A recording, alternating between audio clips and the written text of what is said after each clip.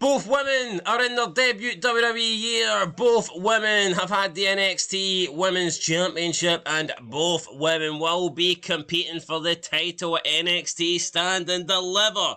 But the big question we need to ask from the millions and millions of Rocky fans, aka the thousands and thousands of people that care about NXT and indie international female wrestlers, who has had the better debut year?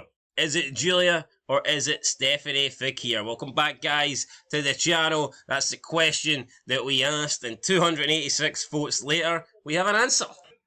And it's a pretty dominant win for Stephanie Vaquer. 85% of the vote, only 15% for Giulia. Pretty surprising in my eyes, because I think when Giulia came in, she was the one that had a bit more hype around her. I think she was the one that people were more interested in seeing in the company, and I think she had probably the more success of the two outside of WWE. So, I mean, she came in and she did win the WWE Women's NXT Championship, and whereas Stephanie Vaquer won the mid-card title in NXT. So, even from the get-go, it did look like WWE, or at least Shawn Michaels, they viewed Giulia as the bigger deal, the bigger star. I would have to assume that's why she got the main title and Stephanie Vaquer got the mid-card one. But either way, both women got belts around their shoulders, around their waists, and they kind of just forgot about the other women that they were pushing in the company to make room for these two. But yeah, now we see that the tables have turned, and maybe because of the run, or maybe because of the injury, the apparent injury that Giulia had, or the visa issues that it may be. We heard that it could be something to do with her not being eligible to be in the country, or something like that. But, I mean, make what you will. Giulia's now lost her title. Stephanie Vaquer became a double world champion. And then she gave up her belt, which kind of just was shit booking, to be honest. And now these two find themselves in potentially the main event of Stand and Deliver for the NXT champion. So, you know, they're similar, I guess. I am surprised that Stephanie Vaquer has won 85%. I think 85% of that reason, or a large part of that reason, might be because she does that move where Booker T goes shucky ducky, quack quack, and probably wears more revealing ring gear than Giulia. And I wouldn't be surprised if that's a big part of the reason why she's there. Is she better in the ring? I mean, I'm not sure. I don't really see it. Is she better on the mic? I mean, her English might be slightly better, but there's not a lot in it. Like, I don't think there's a lot between the two. I think it's close to 50-50, but, I mean, whatever. 85%. That's a large majority win there for Stephanie Vaquer. But now we're going to look at the comments, and we're going to see what you guys were saying. So, Brent Michael 4770 says, they are all cringe. Women's wrestling is cringe. The only positive is that it's killing the entire sport at an accelerated speed. 8 million people no longer tune into a single episode and pass the sport off to their 8 million children. Instead, 1.5 million bottom of the barrel people tune in, and half of them are incels, wokesters, and feminists that will have no children to pass the sport on to. The sport is a parody now, and it's in its death spiral. In the year 2020, the year 2040, people will look back to see why WWE went out of business, and they will identify the female and soy boy wrestlers that killed their product. And you know what? I mean, I do think wrestling has went downhill massively over the years of this female empowerment shit. You got to look at the women's movement, and I mean, it did result in women getting shoved down our throat, and then it led to pretty much 50-50 booking, where half the show was men, half the show was women. We then got the Money in the Bank women's match introduced.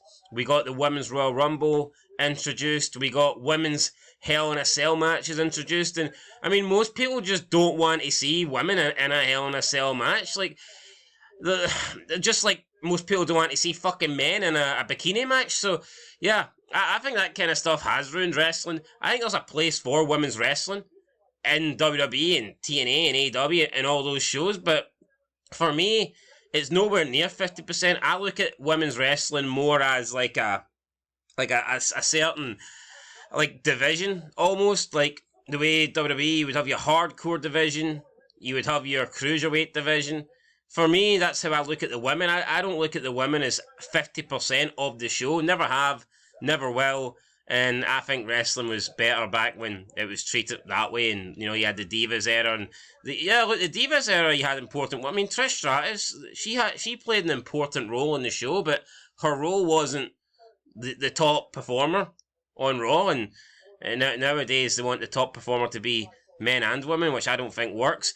Programmed for Damage says Stephanie is the most crisp female wrestler I've seen in a long time. She gets my vote. Not really seeing it, to be honest, man. I mean, yeah, I just don't. Beer Guy says decided to pick Giulia. She's kind of cool looking and a very good worker. Just everyone is going to choose Stephanie Vaquer anyway. Want it to be different, I guess.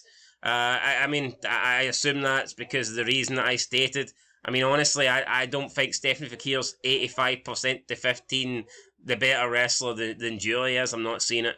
Skulldoggery Doodoo says Stephanie for me, both really good women's champions, but Steph wins it for me, and yes, the outfit helps. So, yeah, that's what I said at the start of the video. I mean, you look at Giulia comes out and just wears basic, like, wrestling tights that, you know, are kind of, like, baggy and loose and maybe doesn't show off anything, whereas you've got Stephanie Vaquer who comes out and she's kind of got ass cheeks on display, got the straps that kind of make the ass look bigger. Then she's got that move where she wraps her legs around the wrestlers, and I bet you half of these guys wish that her legs were getting wrapped around their head, which, I mean, I'm not saying they're wrong for thinking that, but I mean, whatever. I think that's mainly the reason that poll is looking the way it is.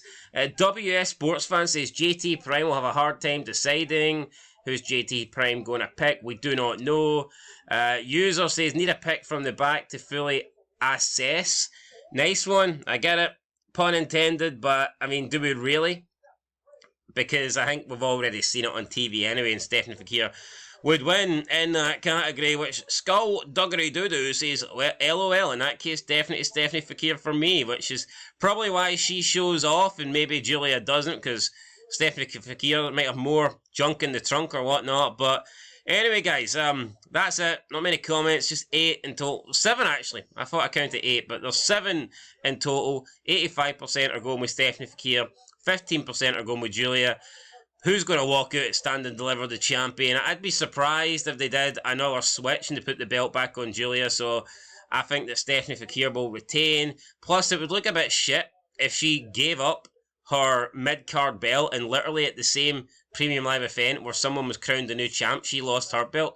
I mean, if she loses her belt, is she not entitled to go back to Eva Raine and say, here, see that belt you made me give up? I want it back because I just lost my NXT title. It's like, that's why it would never make sense to give up one of your belts. You know, it just doesn't work. The whole thing is dumb. But yeah, look, Stephanie Vaquer, she's going to be the champion going forward. Giulia's not. Why not move her to Raw or SmackDown? Sink or swim. Had her run on NXT. You want people to feel fresh. And in my opinion, nobody feels fresh when they've been on NXT for 4 or 5 years and get called up. They keep people waiting in NXT for far too long, and it's a mistake that I think they make time and time again.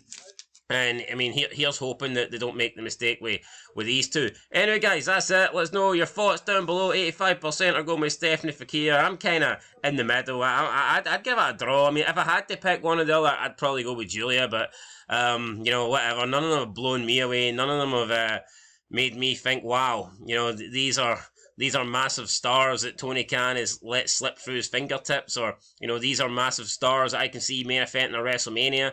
Yeah, I just don't see it. I mean, I'd be lucky if they can main event a Backlash or something. But anyway, guys, that's it. Till next time. Peace.